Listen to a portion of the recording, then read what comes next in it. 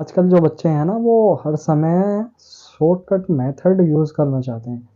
हर समय वो ये चाहते हैं कि समय कम लगे, रिजल्ट हमें ज़्यादा से ज़्यादा मिले। कई बार क्या होता है क्लास में बच्चे मुझसे भी पूछ बैठते हैं कि सर कोई ऐसा तरीका बता दीजिए, कोई ऐसा फ़ॉर्मूला बता दीजिए जिससे कि हम 1-2 महीना प्रिपरेशन करें और हम टॉप कर जाएँ, डिस्ट्रिक्ट टॉप कर जाएँ, यूपी टॉप कर जाएँ। कोई भी स्टेट का स्टूडेंट हो वही यही चाहता है कि समय कम लगे, मेहनत कम करनी पड़े और वो टॉप होना चाहता है। तो भाई साहब बता दूं, ऐसा तो इम्पॉसिबल है कि कम समय में आप टॉप नहीं कर सकते। ठीक है। दूसरी बात, आप ये सोचते हैं कि कम समय में अच्छी प्रिपरेशन हो, 1-2 महीने में अच्छी प्रिपरेशन हो और ज़्यादा से ज़्यादा मार्क्स आ जाएं तो उसमें कुछ पॉसिबिलिटी बन जाती है।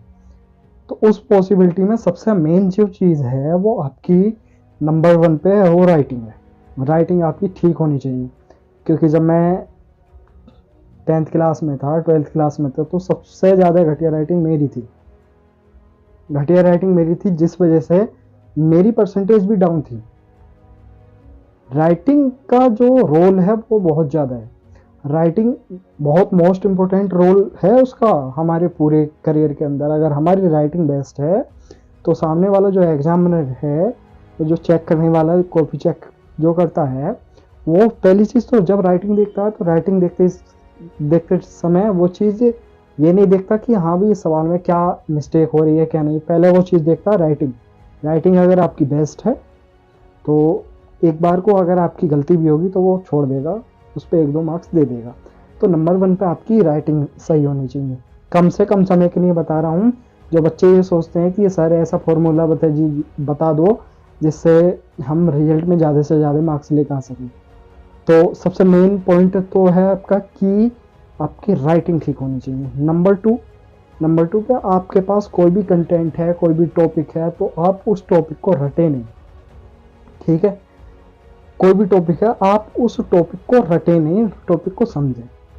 फिजिक्स के अंदर, मैथ के अंदर कोई भी फॉर्मूला आ रहा है तो उस फॉर्मूले को अप्लाई करना सीखें। फॉर्मूले को अप्लाई करना सीखें। फॉर्मूले का यूज समझे कि इस फॉर्मूले को हम किस तरीके से यूज कर सकते हैं। उसके पैटर्न पर अपने दिमाग में अपने अकॉर्डिंग क्वेश्चन बनाएं और वो क्वेश्चन सोल्व करें। तो नंबर 2 है अंडरस्टैंडिंग। रटना नहीं है। ठीक है कि हाँ भाई किताब उठाई एकदम रटने बैठ गए। ठीक है। तो सबसे पहला पॉइंट था हमारा राइटिंग, दूसरा अंडरस्टैंडिंग, एंड थर्ड पॉइंट है आपके पास जो सिलेबस है, जो पूरा सिलेबस है, उस सिलेबस में से अगर आपको ज़्यादा से ज़्यादा मार्क्स लिखाने हैं तो 100% सिलेबस तैयार करने की आपको ज़रूरत नहीं है। आप 100% सिलेबस तैयार ना करें, उसमें से वो चैप्टर तैयार करें जो एग्जाम के अंदर सबसे ज़्यादा मार्क्स में आ रहे हैं। सबसे ज़्यादा मार्क्स में आ रहे हैं वो चैप्टर तैयार करेंगे। आपको 100% तैयार करने की ज़रूरत नहीं है। अगर आपको 75% लेखा ना तो 75% सिलेबस तैयार करें। क्यों? और ये चीज़ हम कहाँ से क्लियर करेंगे? ये चीज़ हम क्लियर करेंगे लास्ट ईयर के जो क्वेश्चन पेपर हैं, जो लास्ट ईयर के हमारे जो एग्जाम हुए हैं उनसे क्लियर करेंगे कि कौन सा चैप्टर कितने मार्क्स में आ रहा है। तो दूसरा यानी कि थर्ड पॉइंट जो है हमारा वो अनसोल्व है। अनसोल्व मतलब जो हमारे लास्ट ईयर के क्वेश्चन पेपर है उन्हें सोल्व करना। ठीक है। तो ध्यान रखना हमारे पास 3 पॉइंट हो चुके हैं। फोर्थ पॉइंट है कि कभी भी आप जब पढ़ते टाइम कभी भी आप लेट करना पड़े। पढ़ते टाइम आप कभी भी लेट करना पड़े। और नेक्स्ट पॉइंट है आपका, कभी भी जब आप पढ़ रहे हैं तो पढ़ते टाइम पर आपके पास में मोबाइल फ़ोन या टीवी वगैरह नहीं होना चाहिए। इन चीज़ों से दूर रहें पढ़ते टाइम। ठीक है। नेक्स्ट पॉइंट है आपका, अगर जिस बात को आपको ध्यान रखना है, जो सबसे ज़्यादा मोस्ट इम्पोर्टेंट है, आप जो भी पढ़ रहे हैं, जो भी चीज़ पढ़ रहे हैं आप उस चीज़ को लिख कर देखें। लिख कर जितना ज़्यादा से ज़्यादा हो सकता है, जो भी टॉपिक आपने पढ़ा उस टॉपिक को लिख कर देखें। लिखने के बाद उसे 1-2 बार रिवाइज करें। ठीक है। तो ये चीज़, तो सबसे पहली मैंने बात क्या बताई आपको, राइटिंग, दूसरा अंडरस्टैंडिंग, तीसरा अनसोल्ड, और मोबाइल फ़ोन का यूज़ ना करें। फिर इसके बाद मैंने आपको बताया कि आप मोबाइल टीवी वगैरह से दूर रहें और लिख कर देखें, राइटिंग करें। इससे आपकी राइटिंग भी ठीक होनी है और आपकी लर्निंग भी, जो आप सीखेंगे वो भी चीज़ होगी, मेमोरी भी ठीक होगी। तो टॉपिक को लिख कर जरूर देखें। इसके बाद आपको जो करना है, सबसे पहली चीज़ माइंड सेट करना कि हमें किस टाइम पर कौन सा सब्जेक्ट पढ़ना है।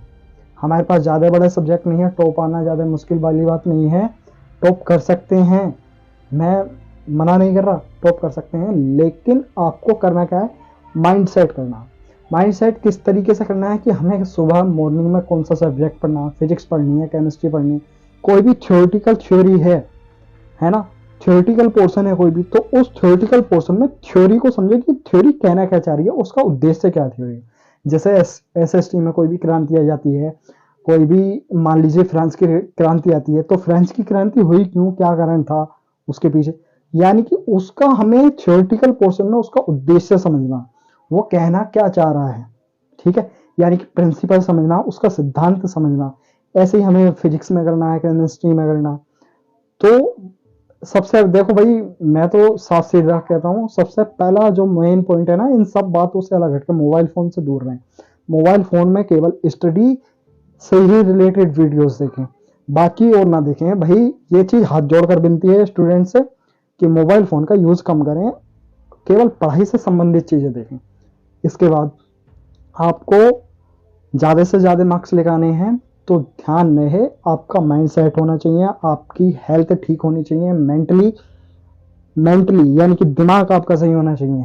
और दिमाग सही होने के लिए सबसे मोस्ट इम्पोर्टेंट है सही टाइम पर जागना, सही टाइम पर सोना, ये चीज़ मोस्ट इम्पोर्टेंट है। तो ध्यान रहे, मैंने कुछ पॉइंट बताए हैं। टॉप होने के लिए सबसे पहला पॉइंट था आपकी राइटिंग, अंडरस्टैंडिंग, मोबाइल फ़ोन का मिसयूज़ ना करें, और टीवी, टेलीविज़न, लैपटॉप के पास में ना बैठें पढ़ते टाइम, लिख कर देखें, जो भी टॉपिक लिख रहे हैं उससे राइटिंग करें।